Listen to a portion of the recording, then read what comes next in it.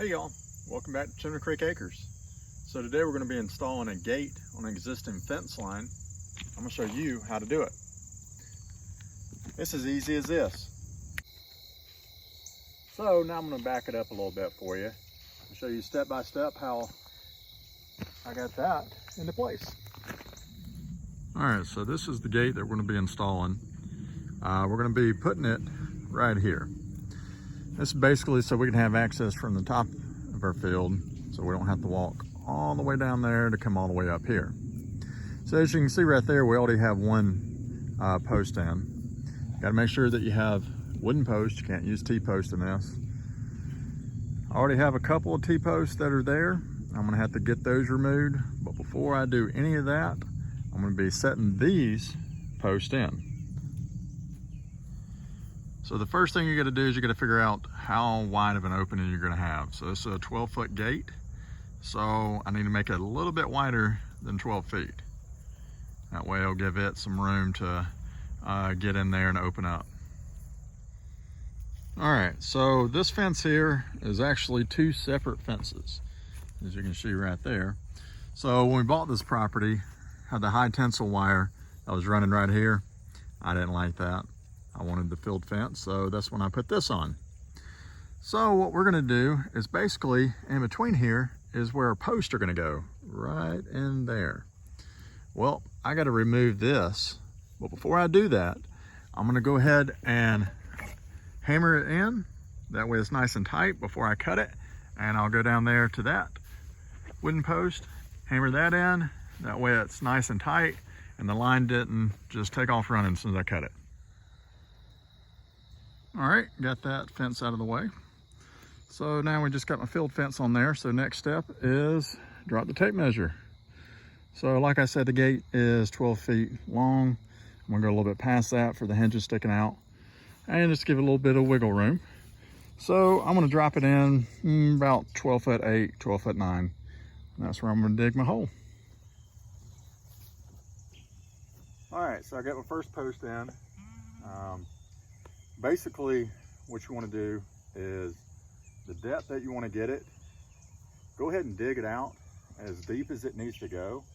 Don't worry about how much is hanging over top. Don't keep digging down and trying to level it out. We'll get to that later, but you want to bury it minimum a quarter of the way deep. I try to go a third of the way.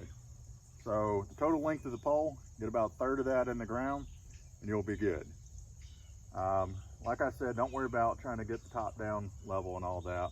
We'll get to that later. Basically what we're gonna do is once we get it in there and everything's done, I'll come behind it with a chainsaw and I'll cut it off to the area that I want it at, which is gonna be about right here. So I'll cut that chainsaw right there. So when I'm packing the hole, what I wanna do is I'll get some of the dirt, I'll go ahead and fill it in. Once it's level, the pole's not exactly level, it's pretty curved and stuff like that, but you want to get the pole as level as you can. But go ahead and put some of your dirt in the hole. Once you get that dirt in there, start packing it in with a pole or a stick or whatever you have,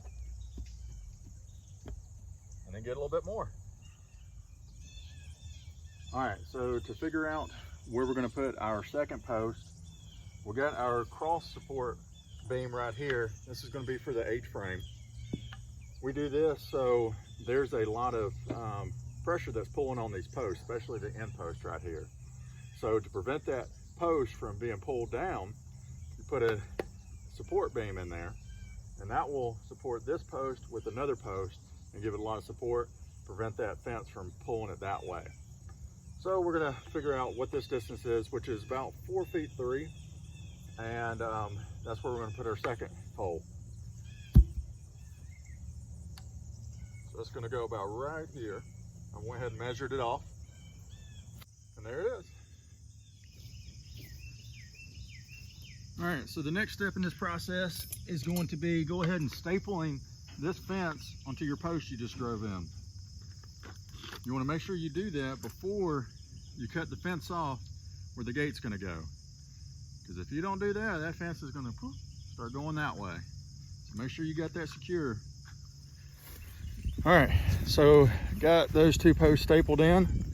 heading back to the other side so I can go ahead and attach the H-frame post, get that secured before I cut the fence and start putting a lot of pressure on it.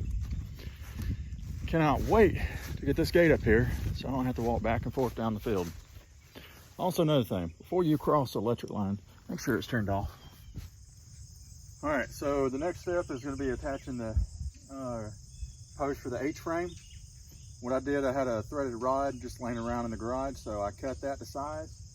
I'm going to be putting it about halfway into this post, letting that much hang out, and then I'm going to attach it to the post there. It'll be sitting here. This post here, I'll actually drill all the way through it and drive a rod all the way in and let it sit in here. That will hold into place. There's a small little gap and it's not quite as tight as I wanted it to be, but that's fine. What I'm going to do is I'm going to get a come along and just start to strap it down and pull those posts in tight and let it sit on it. All right, so I got the first rod in. As you can see, it only goes in, not all the way through. I'm going to attach the post on there. So since I'm doing this by myself, it's always nicer if you have a partner to work with, but I don't have that luxury today. So I'll be doing this by myself. I'm going to wedge the piece up there and strap it on, and hopefully that works for me so I can drill the other post. So that worked out pretty well. Got that in there. Now I just got to cut off the remaining rod and we'll move on to our next step. All right, so I got the come along on there, got it tightened up. I mean, when you work on stuff, you're gonna make mistakes. Just take your time at it. I made a mistake here and wasn't exactly flush on there.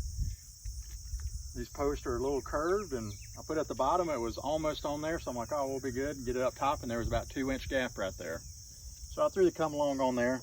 I couldn't tighten it down yet because I already nailed on the staples on the other side. So what I had to do is I just had to walk back over there, and I didn't take them all the way out, just loosen them up. That way the wire can move freely in there and the fence doesn't bind up.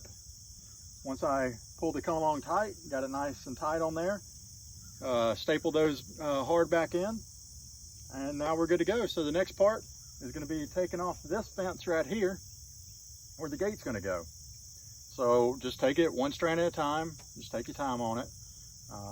What I'm going to do is I'm going to cut this long wire here. I'm going to leave it. I'm going to cut these that are running up and down because I want this long wire to actually wrap around the post. So wrap around that post and wrap around the post down here. That way it can pull tight and give us something good to hold on to. And I'll staple those along and then twist the wire around. All right, so to show you more of what I'm talking about.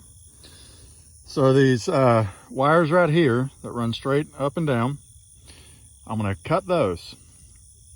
I wanna keep that long wire right there because what I'm gonna do is I'm gonna wrap it around this post, staple it in, and then I'm gonna twist it around this.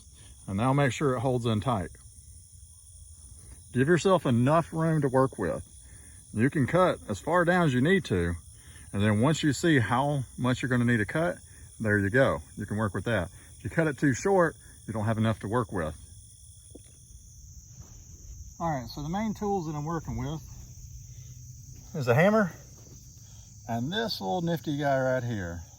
Not sure what its proper name is, but I call it a fencing tool. Multi-use. You can grab stuff right here, grab stuff up there. You can cut stuff right here. Use this little guy to pull these out, loosen those. That's what I used over there a little bit ago. It's got a hammer. It's not really for hammering. You could use it if you just didn't have your hammer and you're all the way up in the field. But what I use it for is when I have to pull out the staples that are in there and hammer it like that. As I turn it, and it'll pull those staples right out. But really nifty tool. If you're going to be working with fence, I highly recommend getting one of these. And I will show you what it does. So let me cut these real quick. Using a bolt cutter, it gets through the wires a whole lot easier than this guy. Smaller wires, that cuts easy. It will cut these, but yeah, it's hard.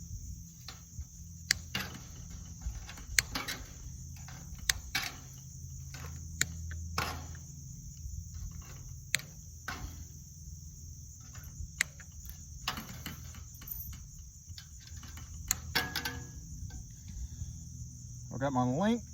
I'm gonna wrap it around the pole. I'm gonna go inside that wire right there. I'm gonna start to twist it.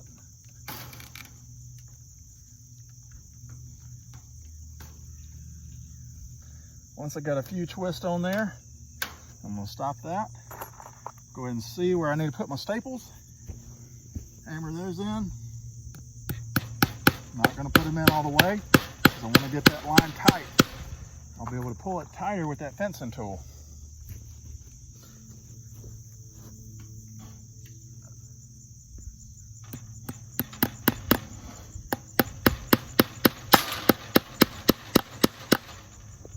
All right, now I'll come back with these grippers right here. I'll drop straight in there, grab hold of it, and pull it nice and tight as I hammer those staples all the way in. And that's that. All right, so I got this T-post.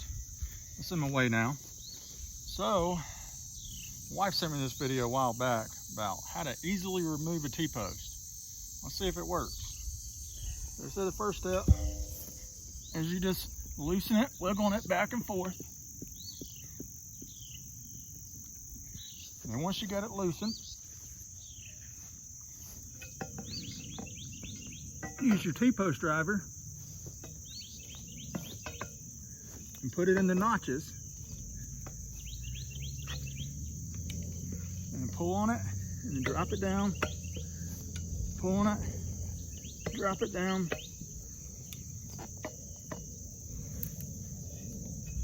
I feel that that's just driving into the ground.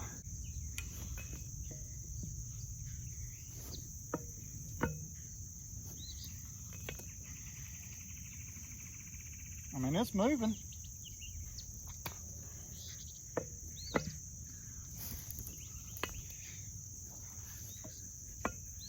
Yep, sure enough, almost out.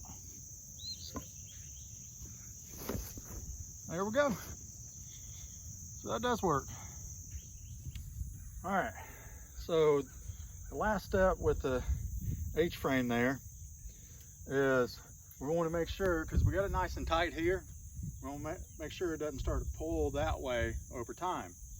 So what we're going to do is we're going to run a wire here. It's going to go straight down there to the bottom. I'm going to use this spindle right here to keep it nice and tight.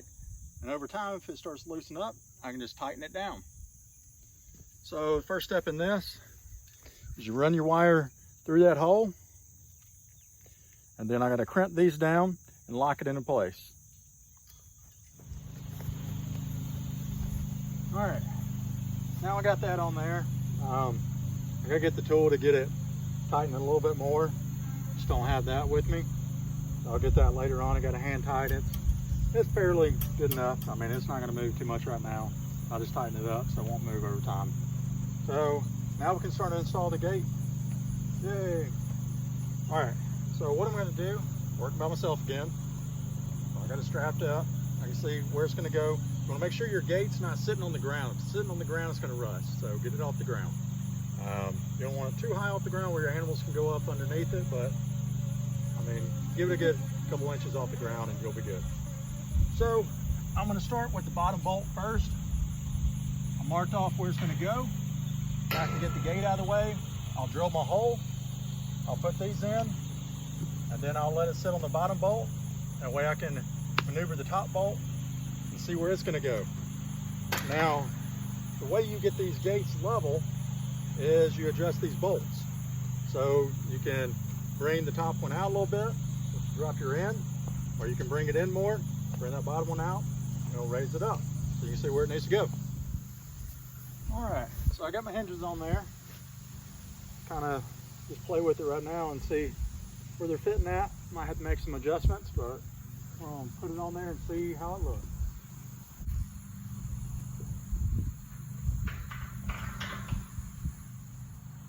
Alrighty, so I got the gate on there. I'm gonna make some adjustments, bring this out. That looks really good. I'm gonna tighten that up, put my chain on there, and we're done.